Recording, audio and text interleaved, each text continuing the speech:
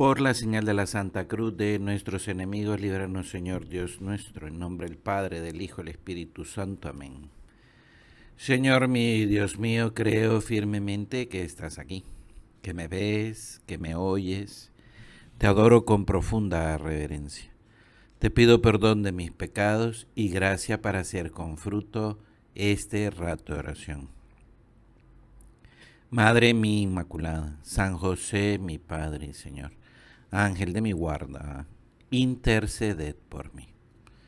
Una puerta cerrada, un corazón temeroso.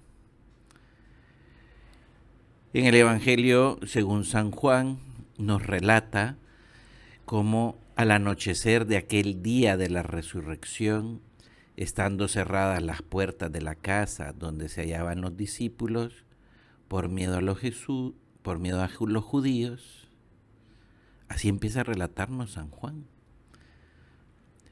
cómo qué es lo que ocurre aquel domingo de resurrección. Y nos detenemos en este pequeño detalle. La escena no puede ser más clara. Las puertas están cerradas, los apóstoles están encerrados y el miedo los gobierna. Y no es difícil sentirse identificados. ¿Cuántas veces cada uno de nosotros nos encerramos en nuestras cosas? ¿Cuántas veces el miedo al fracaso, el miedo a ser criticados, se nos mete dentro a nosotros y no acabamos de buscar al Señor? Pero lo más sorprendente no es que los apóstoles o que nosotros mismos no acabemos de salir. Lo más impresionante es que Jesús es el que llega a buscar. Los llega a buscar a ellos y nos llega a buscar a nosotros. Por eso San Juan añade, estando así encerrados, se presentó Jesús en medio de ellos y les dijo, la paz esté con ustedes. Qué bonito esto le decimos al Señor. Tus primeras palabras a aquellos apóstoles no es recriminarles, no es reclamarles, no es hacer reproches. Entras, Señor, a pesar de la puerta cerrada, y entras no con ira, sino deseando la paz, dándoles paz. Y a continuación, entonces, les muestra las heridas de sus manos, de su costado, y glorioso, resucitado, estás entre ellos. Pero hay algo que no se ha borrado, no ha borrado la resurrección, no ha querido Dios borrarlo. Son las cicatrices, las heridas. Y esta es una lección.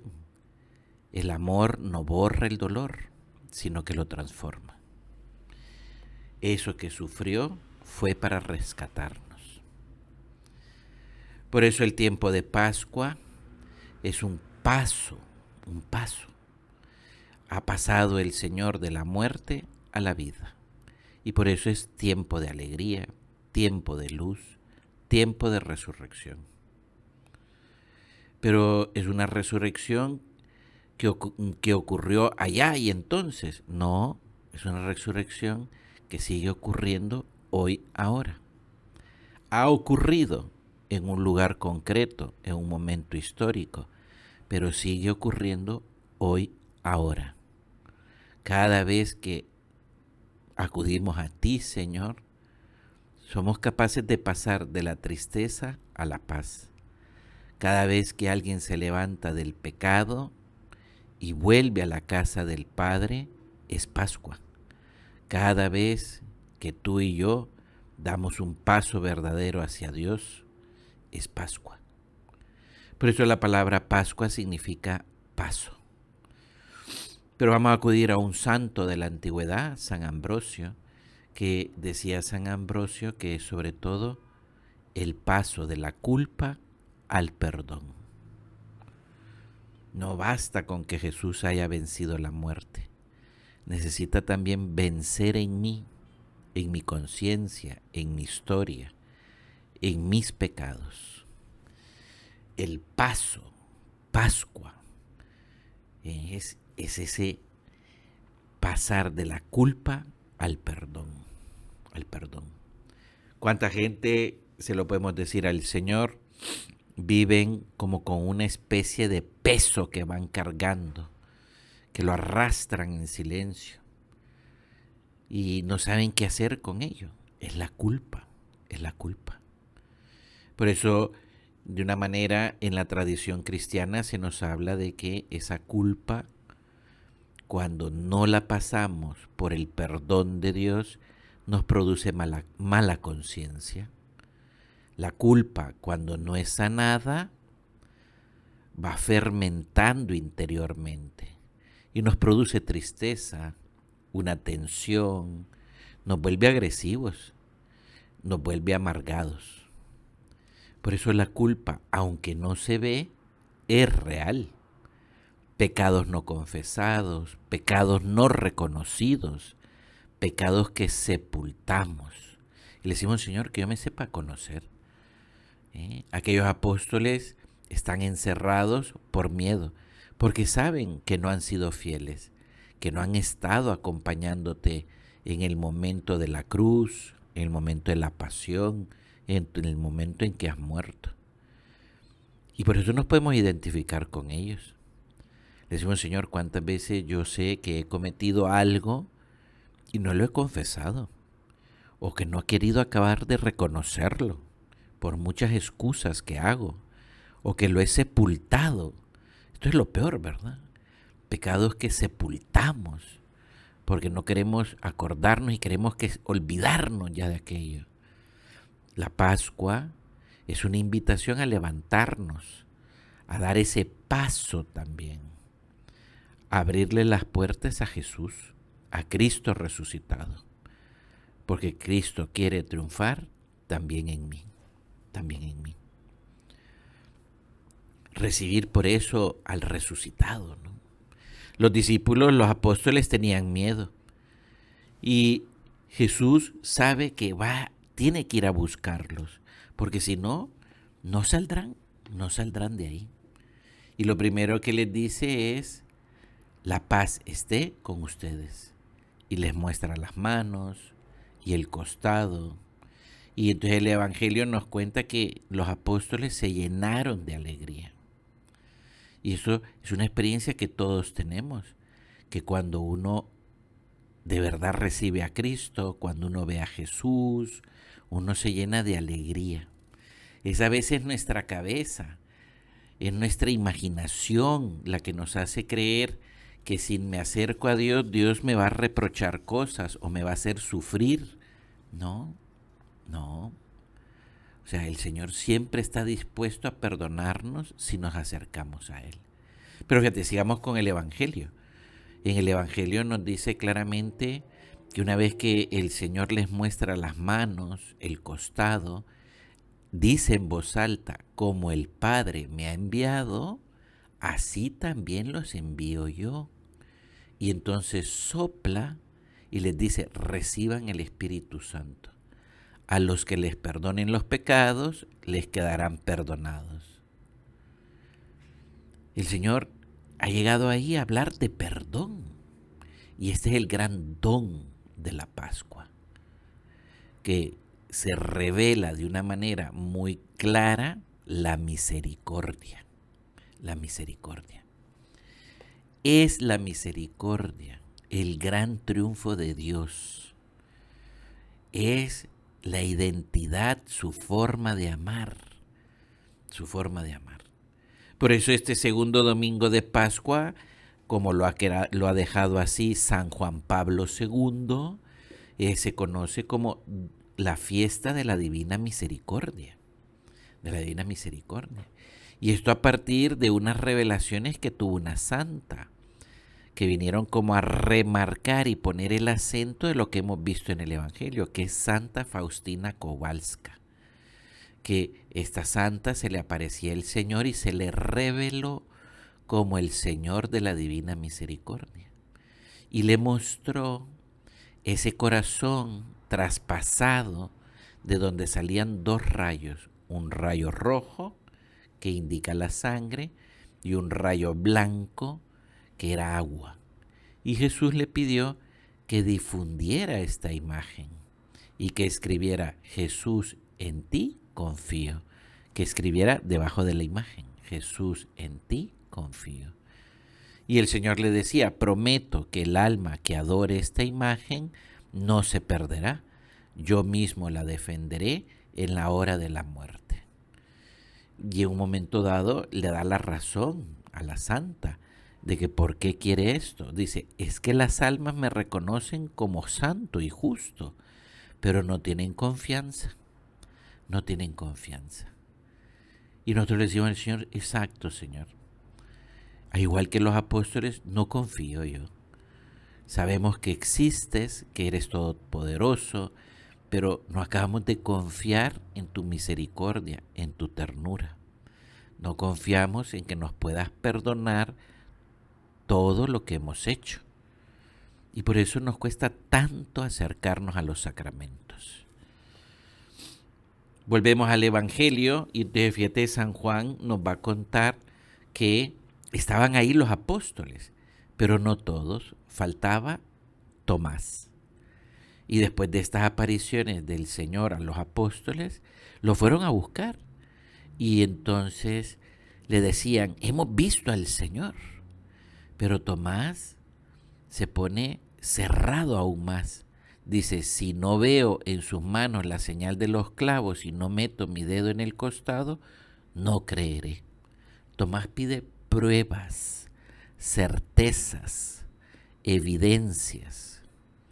A veces somos como Tomás.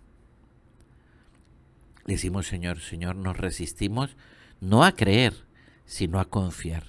¿Cuánta gente intuye, tiene la sensación de que Dios lo llama a esta vocación, al matrimonio o a la vocación de entrega total en el celibato, pero no confía, no confiamos, ¿no? Por eso el Señor vuelve a aparecer al siguiente domingo, 8 días después de ese San Juan. Jesús se presentó de nuevo y fíjate, y el saludo es una vez más como en la primera ocasión: la paz esté con ustedes. Y directamente le dice a Tomás, que en esta ocasión ya estaba ahí, le dice: trae tu dedo, mira mis manos, no seas incrédulo. Jesús no se ofende por la falta de fe de Tomás, sino que sabe esperar y va por él. Y Tomás, entonces, yo me lo imagino así, cae de rodillas y dice: Señor mío y Dios mío. Señor mío y Dios mío. O lo traduciríamos hoy: Jesús, en ti confío. Qué paciencia la de Jesús con cada uno de nosotros. Ser un buen cristiano no es vivir las reglas. Ser un buen cristiano no es vivir unos criterios, un estilo de vida. Es descubrir el amor de Dios y corresponder. El Papa Francisco, que ha fallecido recientemente, por el cual todos hemos estado rezando y seguimos rezando por su eterno descanso, el Papa Francisco en una ocasión decía: la paciencia de Dios debe encontrar en nosotros la valentía de volver, sea cual sea el pecado. Y a veces nos pasa eso, ¿no? Cometemos pecados y nos alejamos de Dios mucho. Yo tengo la conciencia cargada. Yo de verdad me conmueve tu amor, Señor. Fíjate que el Papa todavía en una ocasión añadía, decía: tal vez alguno de ustedes piense: mi pecado es muy grande, no tengo el valor de volver. Pero Dios te espera, precisamente a ti. Te pide solo el valor de regresar a Él. Qué bonito, ¿no? Por eso ese paso que hablábamos al inicio, la Pascua, el paso de la culpa al perdón, No es algo teórico. Ese paso se da para nosotros hoy en día en la confesión, en esa conversación clara donde manifiesto yo los pecados por los que vengo a pedir perdón, en ese sacramento donde no voy a aparentar, donde no voy preocupado por cómo quedo, sino que voy y pido perdón de las cosas. ¿Y por qué lo hago? Porque lo instituyó el mismo Jesús. El mismo Jesús dijo: a quienes ustedes les perdonen los pecados, les serán perdonados. Y aquí cada uno podríamos pensar, ¿no? O sea, ¿por qué, Señor, esto, no? Muy sencillo. Porque si no se lo decimos a otra persona, al sacerdote, con una gran facilidad nos engañamos, nos justificamos, decimos en nuestro interior: no ha sido para tanto. Es este sacramento, al recibir el perdón, en el que entonces yo puedo volver y comulgar. Volver y comulgar. Y ahí en la Eucaristía, Cristo resucitado, escondido en un trocito de pan, se me entrega completamente. Y ahora ya podemos entender esa visión que tuvo Santa Faustina, ¿no? El rayo azul y el rayo blanco, el rayo rojo y el rayo blanco, ¿no? O sea, es decir,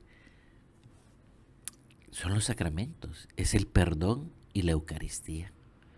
Por eso vivir la Pascua, no solamente como recordando lo que ha pasado, no, es una invitación concreta que cada uno de nosotros demos un paso hacia adelante, que nos sepamos acercar de una manera renovada a los sacramentos. Y entonces, y sobre todo a los sacramentos de la confesión y de la comunión. Y esto es lo que se conoce como el precepto pascual. El precepto pascual. Primero la confesión, ¿no? Que le decimos al Señor: Señor, que yo te sepa agradecer, ¿no? El catecismo de la Iglesia Católica nos enseña que el sacramento de la confesión es el lugar donde el cristiano, por la gracia de Dios, muere al pecado y resucita la vida nueva. Muere al pecado. Por eso no hay Pascua sin cruz.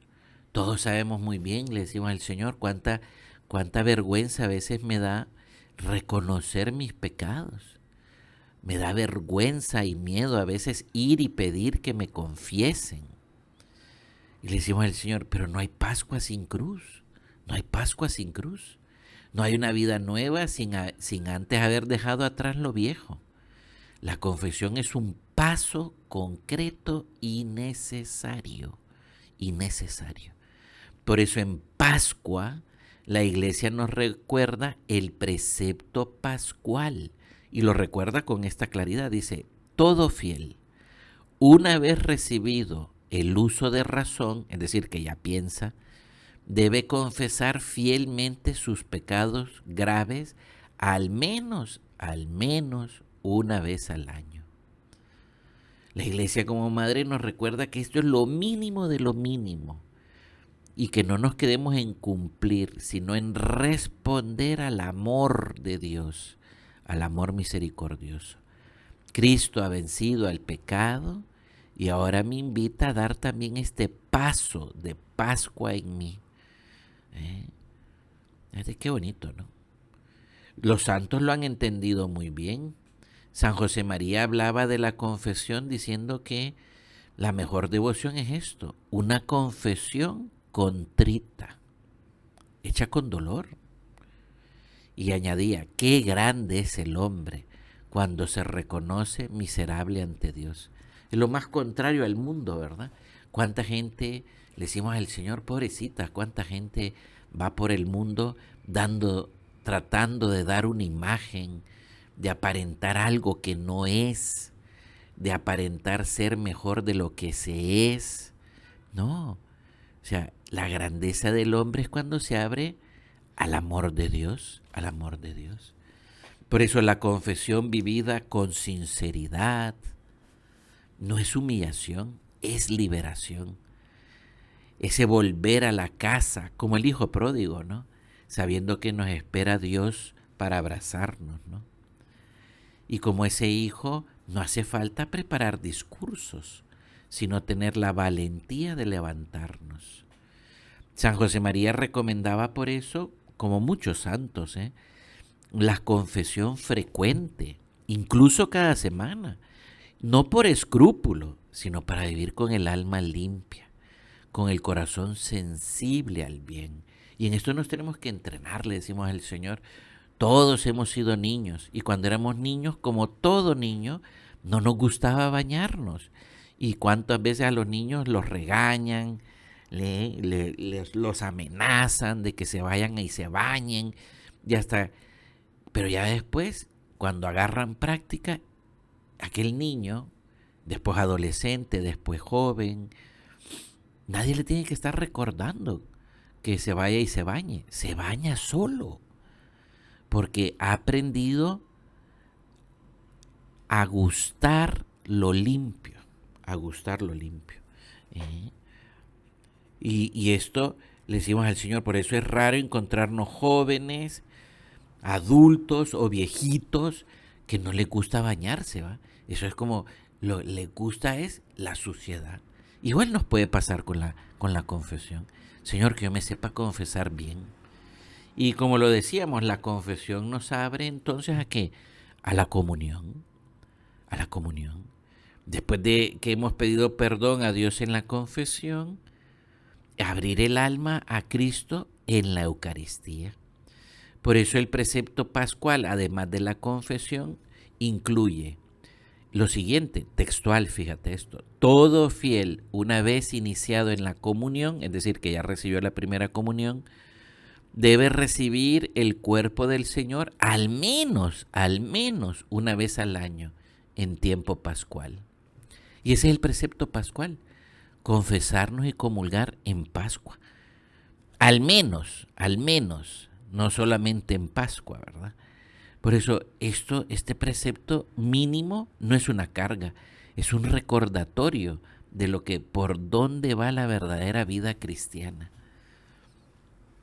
Por eso la iglesia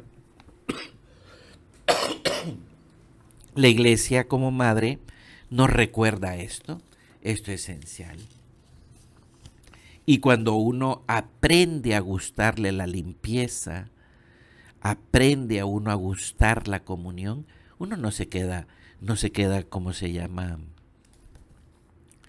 con una sola comunión al año. No, empieza a ir uno a más. Jesús no ha resucitado para quedarse lejos. Ha resucitado para entrar en ti, en mí, para vivir en ti, para vivir en mí. Por eso es decir, que yo sepa corresponder. Fíjate, San José María lo decía muy claro: no me digas que tienes poco tiempo. Lo que pasa es que no amas lo suficiente. Porque si amas, encontrarás tiempo. La comunión no puede ser una rutina ni un premio. Es un alimento para la lucha. Es Cristo vivo, Cristo vivo. Por eso, ¿cómo vivir este precepto pascual? Primero, vivámoslo personalmente y después recordémoselo a los amigos, a los familiares, a los colegas, ¿no? Y es un precepto pascual que depende no de las emociones, sino una decisión de mi corazón. Preparar bien una buena confesión, hacer un examen de conciencia serio, valiente, buscar sacar el tiempo para que nos confiesen y decir las cosas con claridad, sin vueltas, sin excusas, recibir con humildad la absolución y después ir a la comunión con hambre, con recogimiento, con amor y dar ese paso hoy, no mañana. Hoy es tiempo de Pascua. Hoy es el tiempo para el paso. Y díselo al Señor: Señor, yo no me quiero quedar igual, quiero mejorar. A medida va pasando el tiempo, quiero mejorar, no empeorar. No empeorar. Y Que no me quede, Señor, simplemente con yo vivir las cosas, sino hablar con la gente, hacer apostolado, recordar las cosas. ¿Cuántas veces la gente tiene unas excusas que son las mismas excusas que usamos nosotros? Y le debemos de saber decir a esos amigos, familiares, no tengas miedo a la verdad, no tengas miedo a amar, no tengas miedo a estar cerca de Dios, porque para eso a Cristo ha muerto en la cruz, para alcanzarnos esta nueva dignidad de hijos de Dios. Hemos de ir terminando y es parte de una piadosa tradición que la primera persona que vio a Cristo resucitado fue María. Ella no dudó, ella ya creía. Por eso María no fue al sepulcro, porque sabía que su hijo ya había vencido. Pero María ha dado sus pasos del viernes de dolor al domingo de gozo, del silencio de la cruz a la alegría de la fe, del llorar el viernes a cantar de alegría. Por eso en este tiempo de Pascua no rezamos el Ángelus, sino el Regina Cheli. Alégrate, Reina del Cielo. Y aquí ella está alegre. Le decimos, Madre mía, que yo sepa vivir el precepto pascual, que yo sepa dar ese paso y ayudar a otros a dar también ese paso. Te doy gracias, Dios mío, por los buenos propósitos, afectos, inspiraciones que me has comunicado en esta meditación. Te pido ayuda para ponerlos por obra. Madre mía Inmaculada, San José, mi Padre y Señor, Ángel de mi guarda, interceded por mí.